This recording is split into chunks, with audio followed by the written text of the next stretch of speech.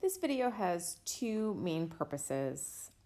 First, we're going to look at a different type of double replacement reaction that you probably haven't studied before. And then we're going to do a review of net ionic equations for two reasons. One, I think in first year chemistry, it can be kind of challenging and something that people don't always grasp. And then two, they're definitely pretty important on the AP exam. So it's going to be a focus this year. And then we'll also do some reviewing of other types of double replacement reactions, such as the formation of a precipitate and the formation of water from the reaction of an acid and a base. So that's also called a neutralization reaction. One of the things you need to pay attention to are the ions, okay, that occur. So you'll notice that you always have aqueous reactants when you have a double replacement reaction. So these double replacement reactions have to occur in beakers of water. Otherwise, the ions aren't mobile and they're not actually going to react. So I couldn't just put powdery lead 2 nitrate with some potassium iodide powder. Okay, so you look at your cations, which I will underline in green, and then you look at your anions, which I will underline in blue. And use your solubility table anytime you think a precipitate might form. And in this case, you always want to look up the product. So lead to iodide versus potassium nitrate. So one of the things that you'll need to know is that potassium nitrate is always going to be soluble. So you don't even need a solubility table for that. So the designation there is going to be AQ because it's going to dissolve in water.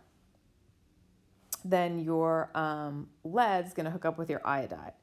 So that's going to be PbI2. That is insoluble, so that's going to be a solid. And then don't forget to balance your equation. So you need a 2 out in front there. Let's look at formation of water in a neutralization reaction. You're always going to have an acid that starts with H. And at this point, you'll have a hydroxide ion a metal hydroxide that ends in OH. So it'll get a little more complicated once we do the acid-base unit. So we're going to have water. So H2O is formed. That's a liquid. And then the cation from the base is going to hook up with the anion from the acid. So in this case, you're just going to have NaCl. That is soluble. So that's going to be an aqueous state of matter. This is already balanced. And do recognize that when you combine hydrochloric acid with sodium hydroxide, you get salt water.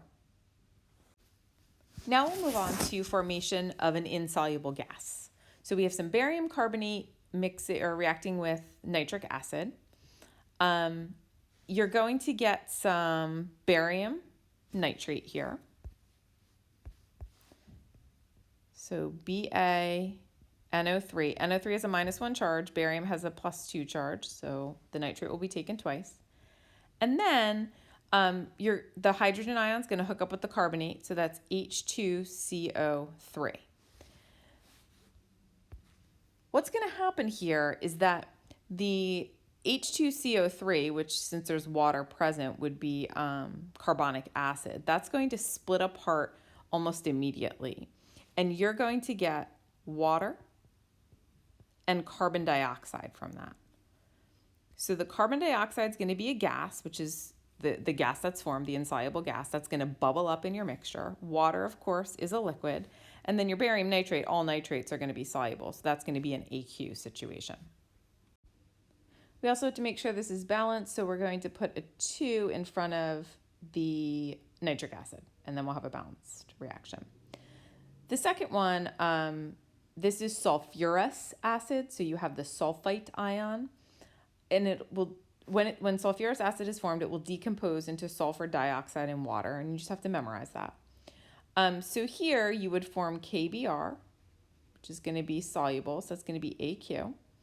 And then you'll form H2SO3. So that's your sulfurous acid. But that sulfurous acid will immediately decompose into SO2. That's a gas, an insoluble gas, and water, liquid water. Okay, so how do you know these? You just memorize them.